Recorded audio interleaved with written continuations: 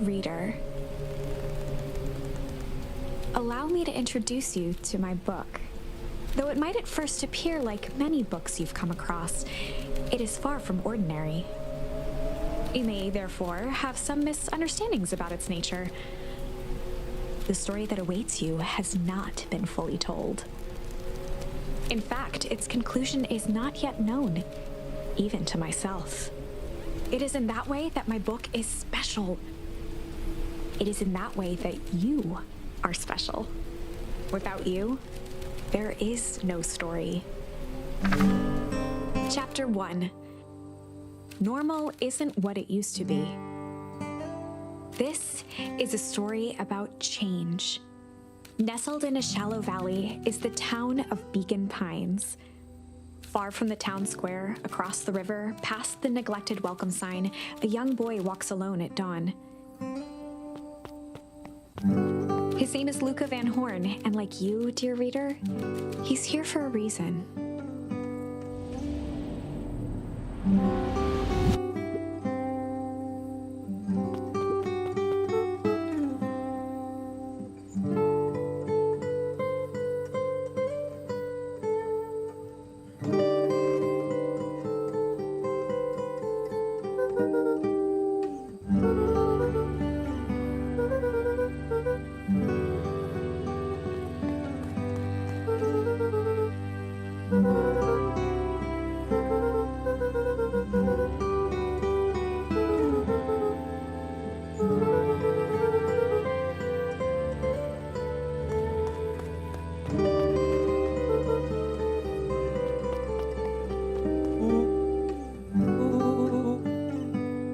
Rollo was Luca's closest friend.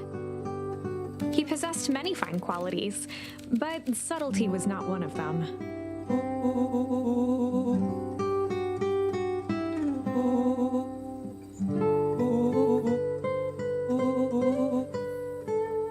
Rollo finally noticed the tears welling in his friend's eyes and the flowers on the grave.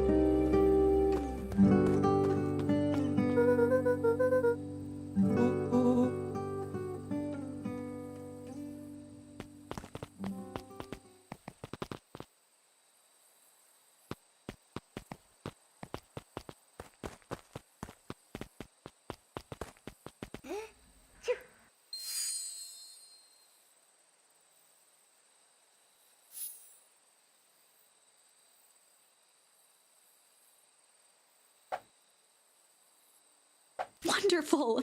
I had a good feeling about you from the moment you opened my book. That charm is a very special thing, very special indeed. Keep hold of it for now. Its purpose will reveal itself soon enough.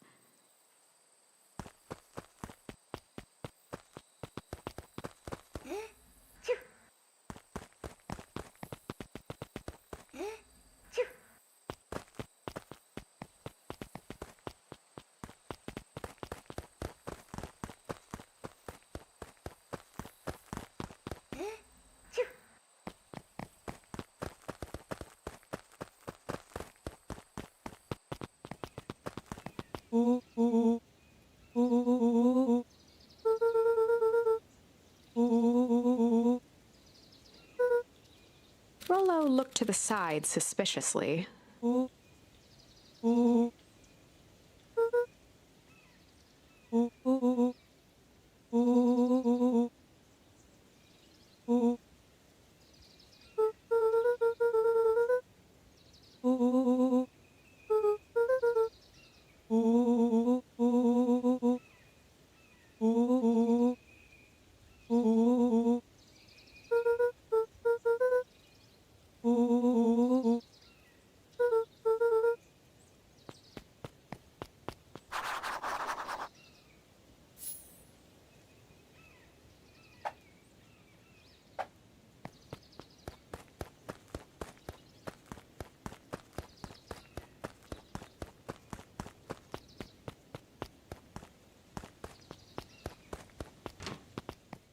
Dear reader, forgive me for this interlude.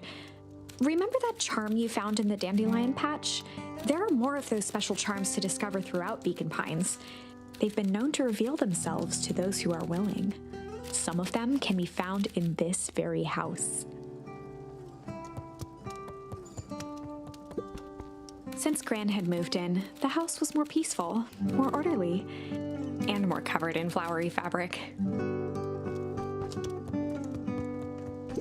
One of his father's old stethoscopes.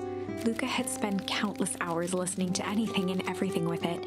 Not for years, though.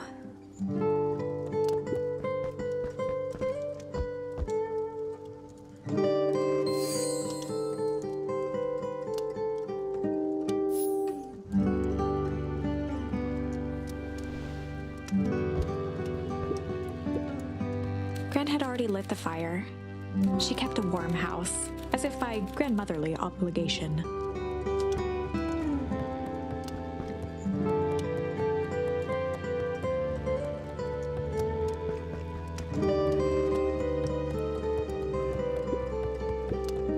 Just some dusty knickknacks.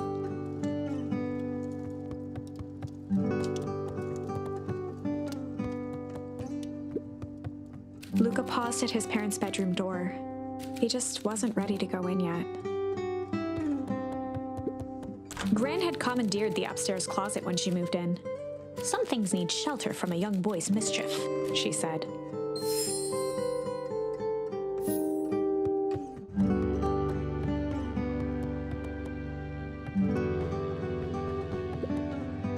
Luca tossed on his favorite old sweater.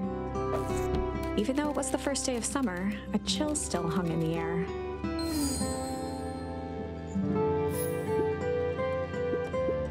Gran's moving in meant that most of Luca's things had been crammed in the corner.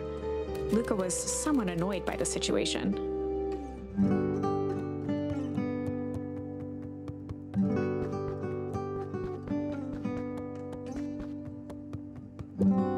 Gran's bed was undisturbed.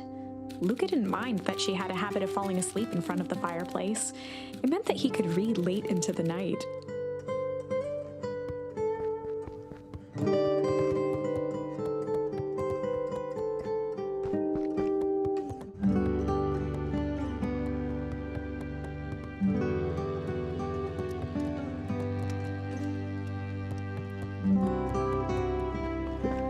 The only piece of furniture Gran had brought when she moved in was an old hutch.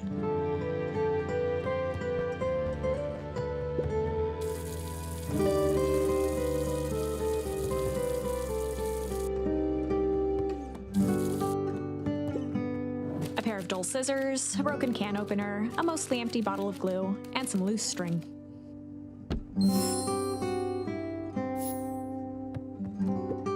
An array of prepared meals crowded the refrigerator, each labeled with a day of the week.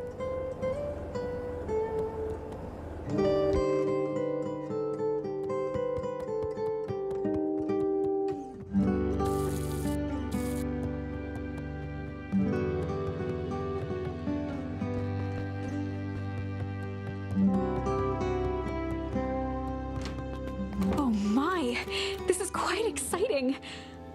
I am now certain that you are the one I've been waiting for all these years.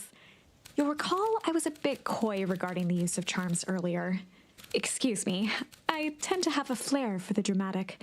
You are about to encounter your first turning point. There are certain times in this tale when everything hinges on a single word. Step forth, dear reader.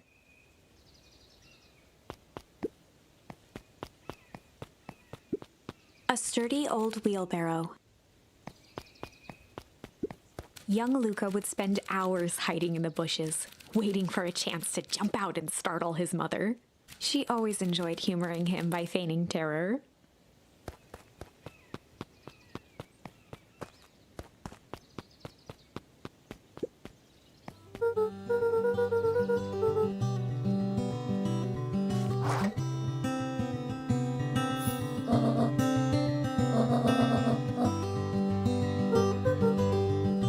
The less Gran knew, the better for everyone involved.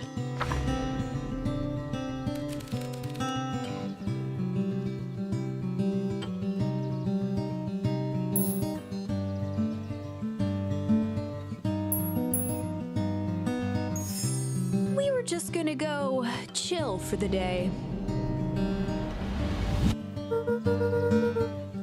The best lies are built on truth.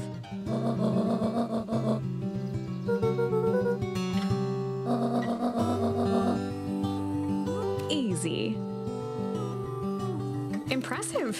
You've managed to navigate your first turning point without too much of a mess. That is the power of charms. A single word can change everything. I think it's time to introduce you to the Chronicle.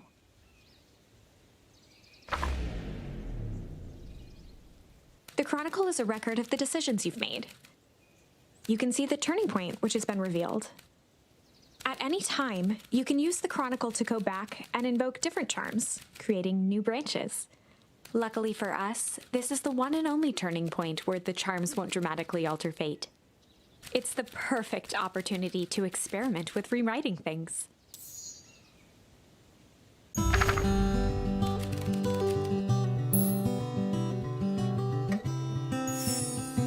were just gonna go ponder for the day.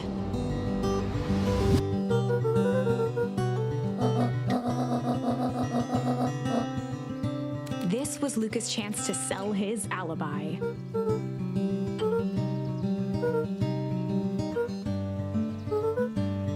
Nailed it.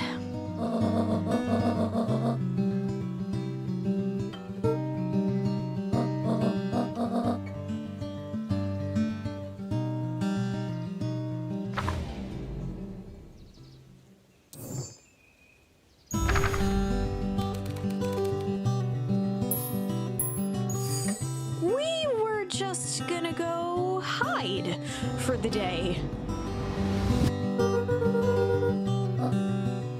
Traditionally, when one is trying to hide something, they avoid literally using the word hide.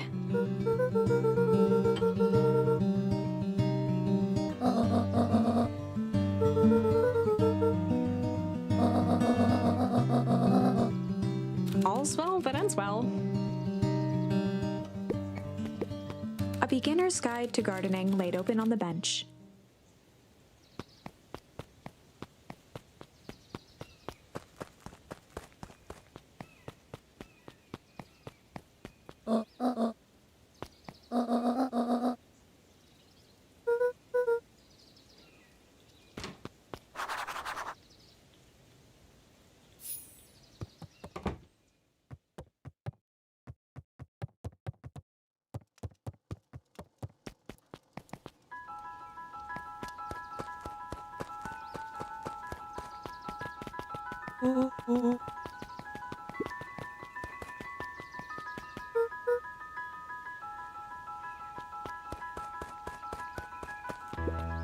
For a town that saw few visitors, the welcome was perhaps more grand than necessary.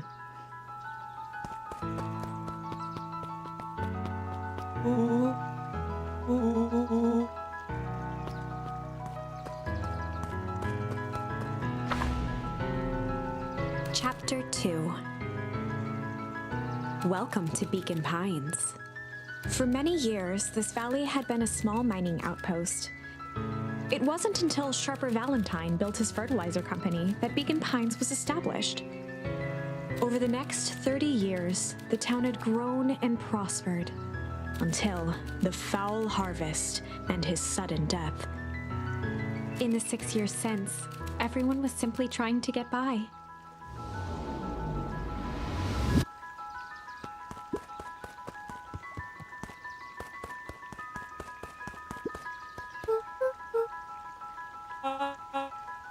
William Kerr was the CEO of Perennial Harvest Company. He had become a fixture around town over the past few years. After the failing of Valentine Fertilizer, the town was hungry to welcome a new source of employment.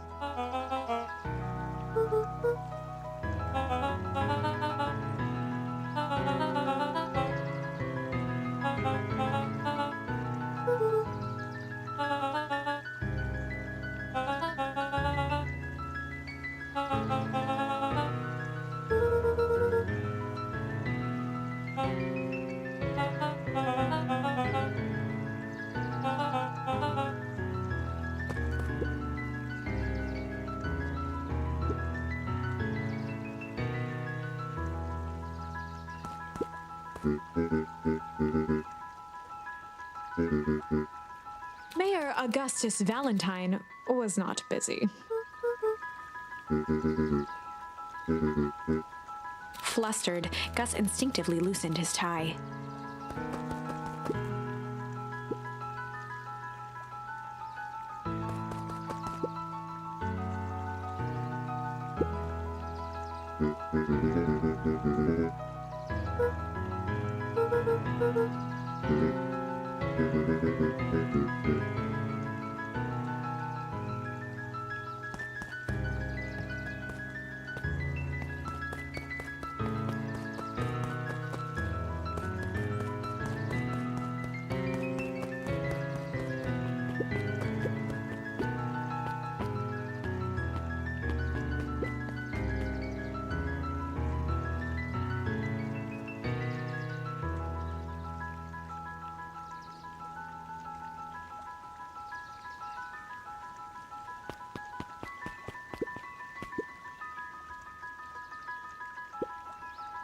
Mr. Sinclair continued snoring and lifted one eyelid just enough to see who it was, a tactic he often used to avoid undesirable conversation.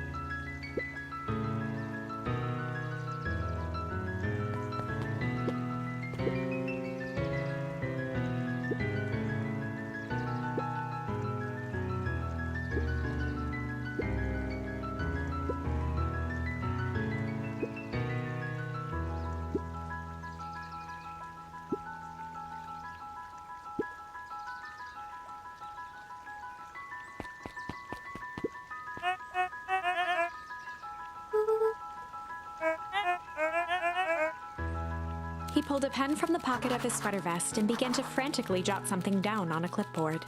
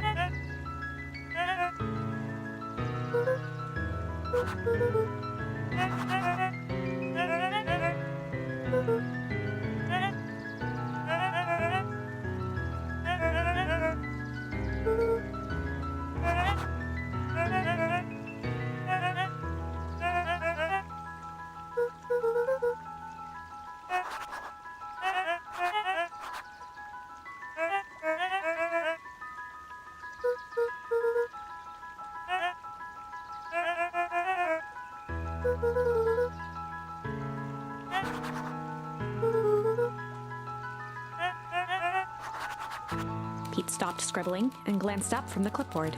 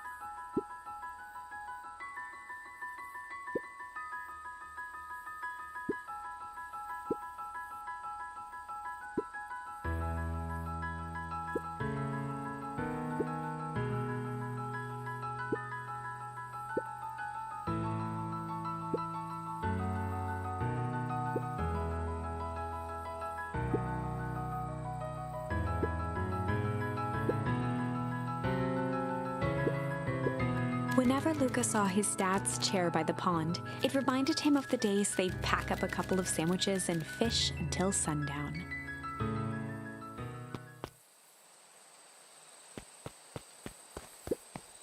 Luca opened the tackle box and picked the perfect bait.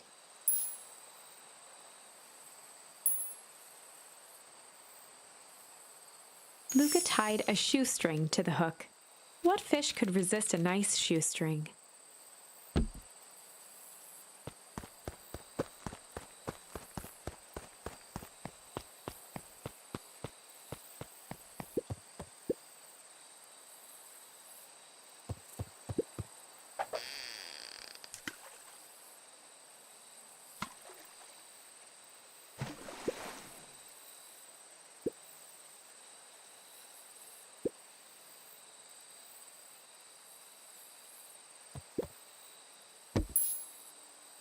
Luca tied a shoestring to the hook. What fish could resist a nice shoestring?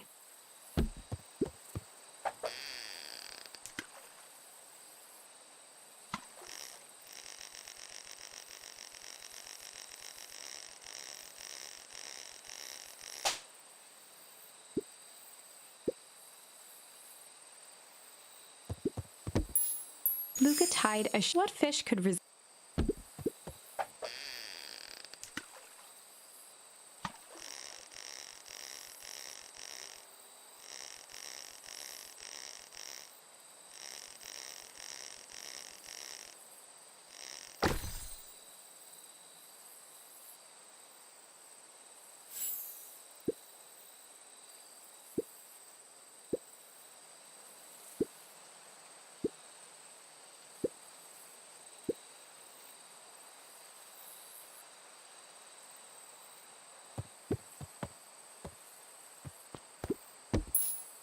Luca tied a what fish could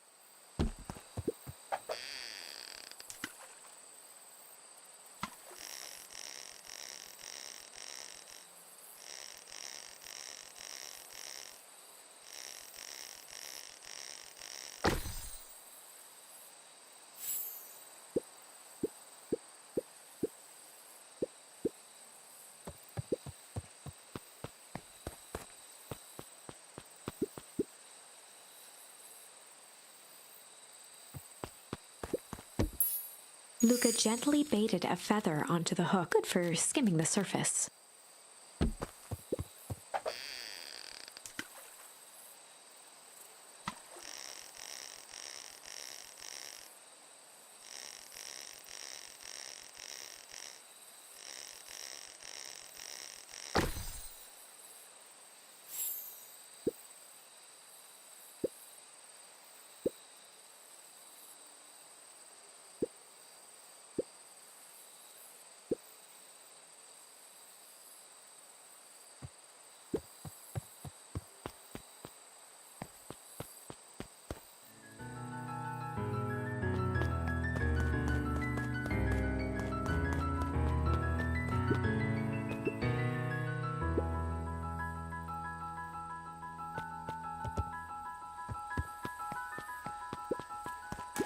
The boys had a good thing going, as long as they kept old Jeff happy.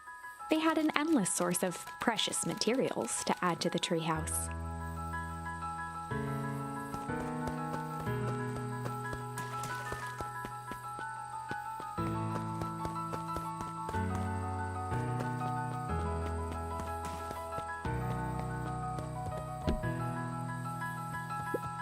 After Luca's father had passed, Rollo became obsessed with them building their own Hank atomic star scraper. It was some time before Luca realized it was Rollo's way of keeping him occupied.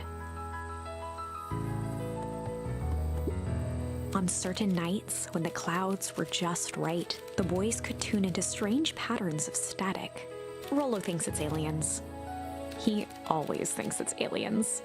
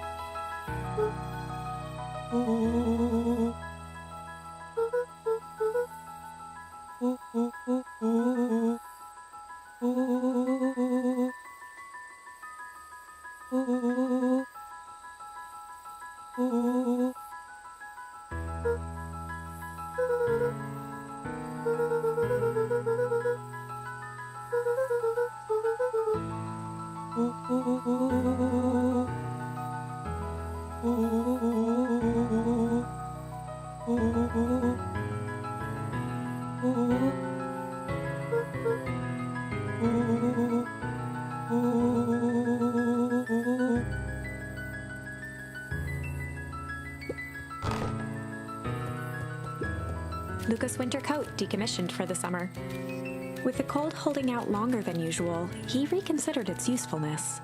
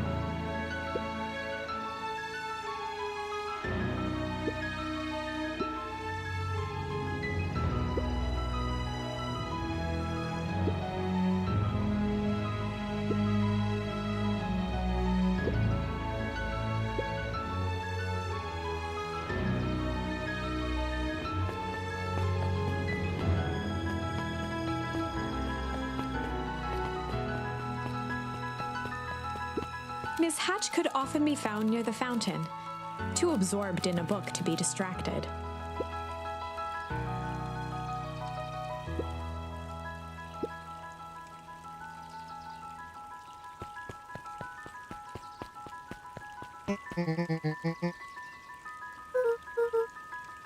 Oh, right. Rendezvous with Roxy. This is an important turning point. The first time where your charms will change the course of fate. And currently, we only have one suitable charm at our disposal. Have no fear, we can always return later using the Chronicle once we find more charms. Well, now I'm just rambling. Where were we?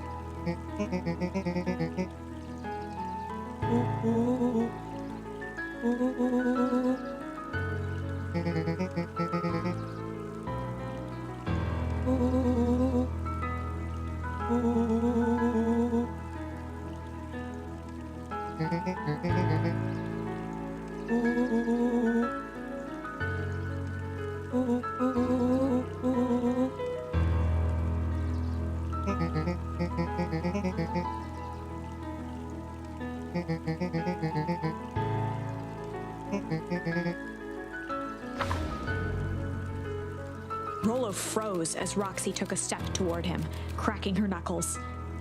Luca knew he had one chance to save his friend from being dragged home.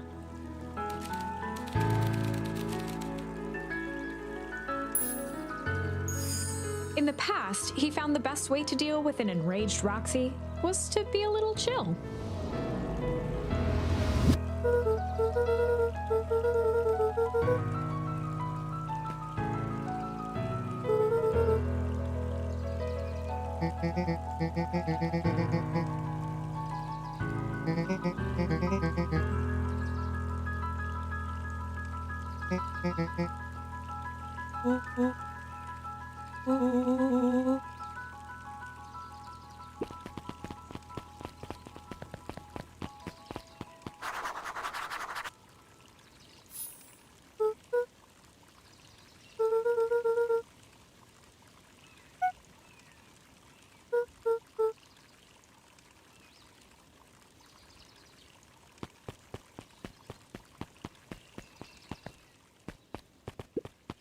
Holden Wilder ran the local paper of record, the Beacon Beacon.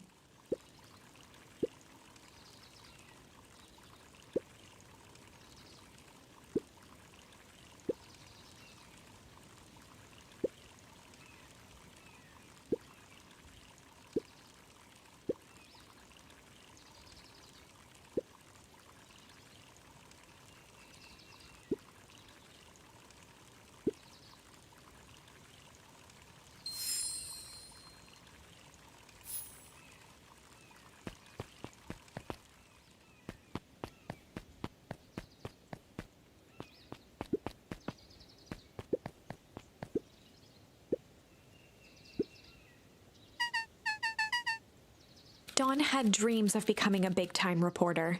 At night, she searched for the story that could be her big break. By day, she hawked papers at the newsstand.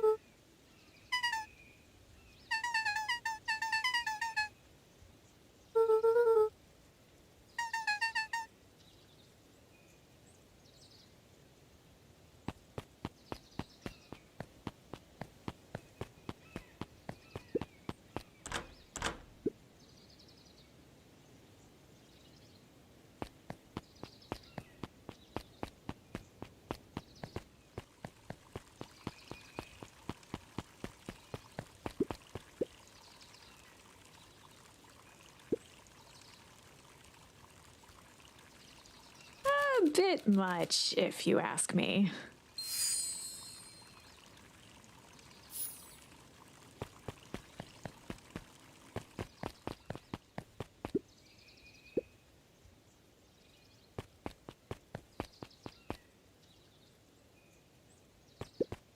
Jeff's hardware closed down about a year ago. The effects of the foul harvest stretched wide. When there are no crops in the field, tractors don't need fixing.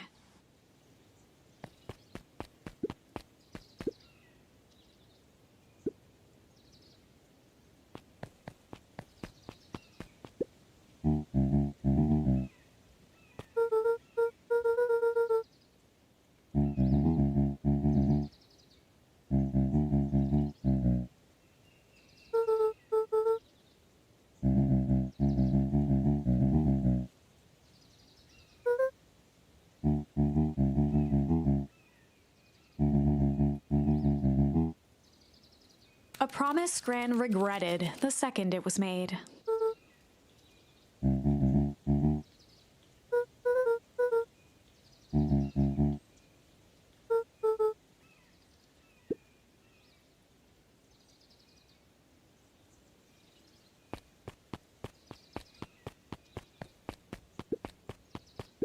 phone booth was brand new, part of Perennial Harvest's Beacon Pines Reborn initiative. It didn't see much use.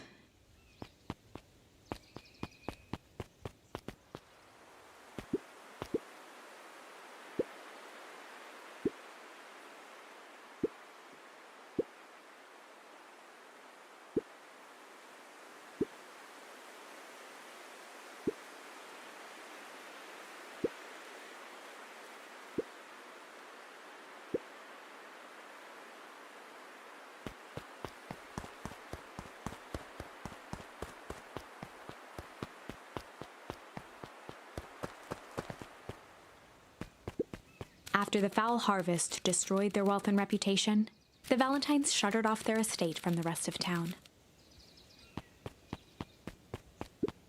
The Valentine Mansion loomed over every other building in town, both figuratively and literally.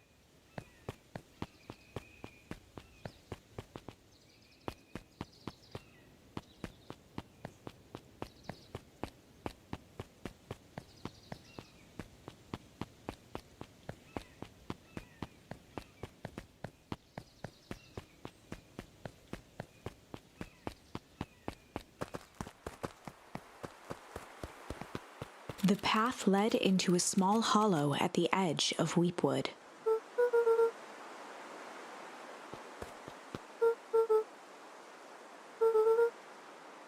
The fence thrummed with a gentle electric buzz. Luca often asked himself what Rollo would do, so that he could rule out that option.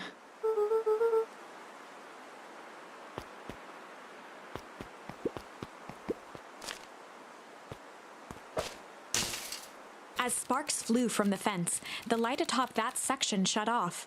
2 bulbs remained.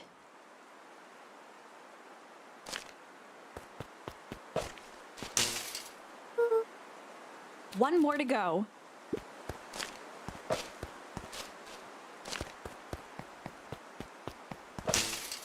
The fence's buzzing gave way to silence. Every kid in town knew the old Valentine Fertilizer building. Long abandoned, the warehouse once served as the industrial heart of Beacon Pines. Now, it stood only as a reminder of things left behind. The dormant building showed strange signs of life. There was only one way to find out.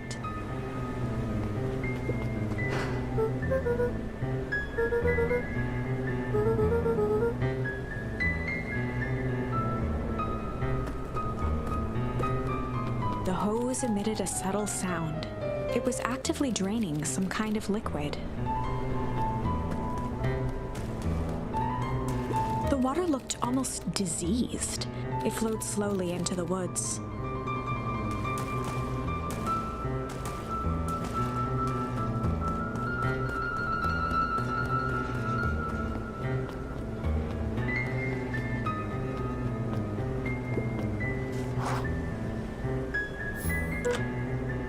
Luca thought he heard faint sounds coming from the other side of the door. He pressed his ear against the cold metal to hear better.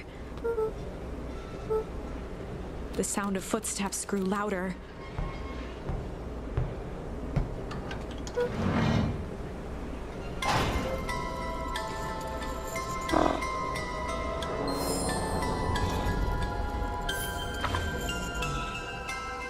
The heavy steel door knocked Luca to the ground.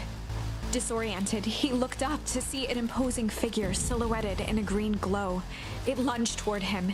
He tried to scramble away, but felt a gloved hand latch onto his ankle.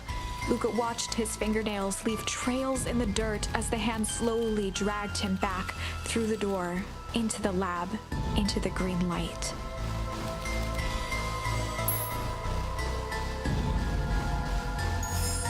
This is a story about change. It was far from the sort of change Luca imagined for himself. But change is, after all, a dangerous animal. The end? I probably should have warned you about this. There are many paths that our story can take. Most will end in tragedy, but don't let that discourage you. We will find the ending that this story deserves. I just know it. From here on out, a charm will have a checkmark when it's been used to its full potential at a given turning point. Now, let's try something different.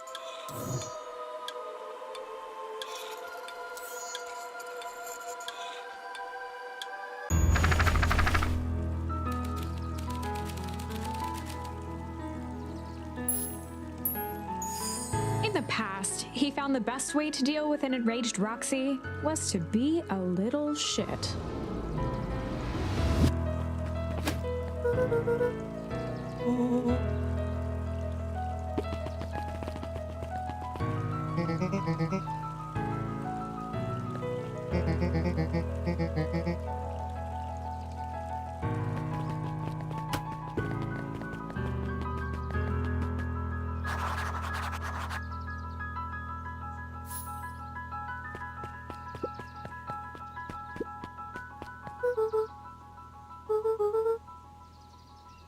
Solomon Valentine, current ward of and future successor to the Valentine fortune, huffed as he brushed off his pants.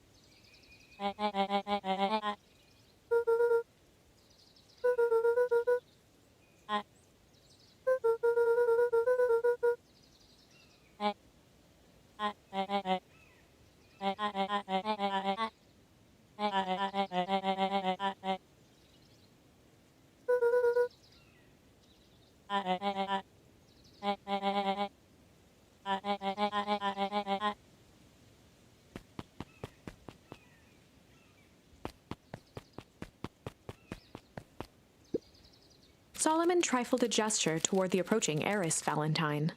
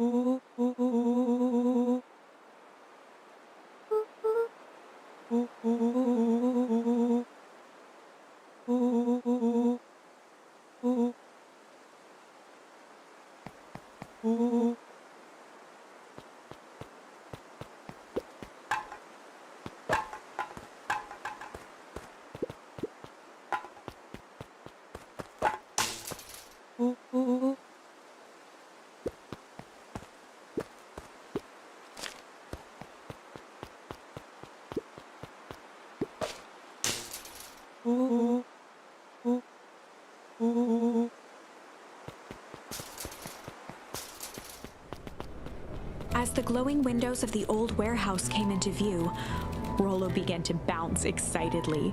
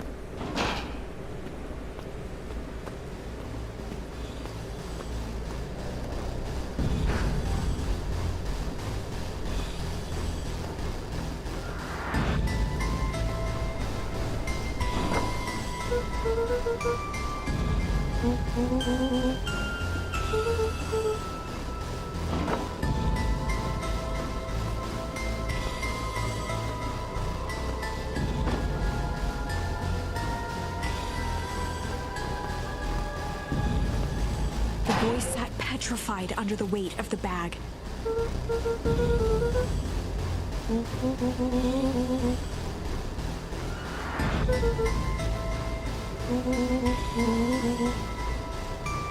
Rollo felt around at the large sack which burdened them. He snapped off a tag from just within a small zipper opening in the bag.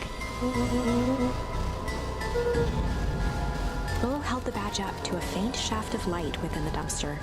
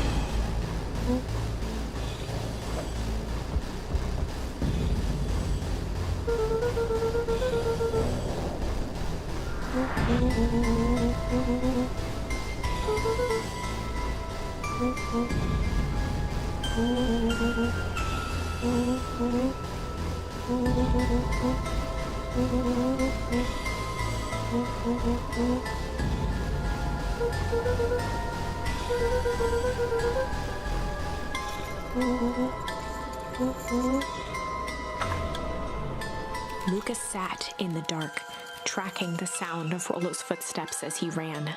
1, 2, 3. He pressed his ear to the dumpster wall, straining to hear Rollo's footsteps as they faded away. 15, 16, 17. He tried not to think about the contents of the dumpster as he counted. 35, 36, 37. The thick stench made it hard to breathe. Screw it, that's long enough. Luca carefully lifted the lid and peered out. Nothing. No sign of Rollo. No sign of the man in the yellow suit. Time to haul ass! Luca clambered from the dumpster, stumbling to his knees. He was up like a shot and running, sprinting toward home as fast as he could. Beacon Pines flew by, blurred by the tears that welled up in his eyes. He wouldn't remember getting home at all that night. Throwing his front door open, storming up the stairs to his room and surrendering to sleep almost as abruptly as he hit his pillow. Chapter 3.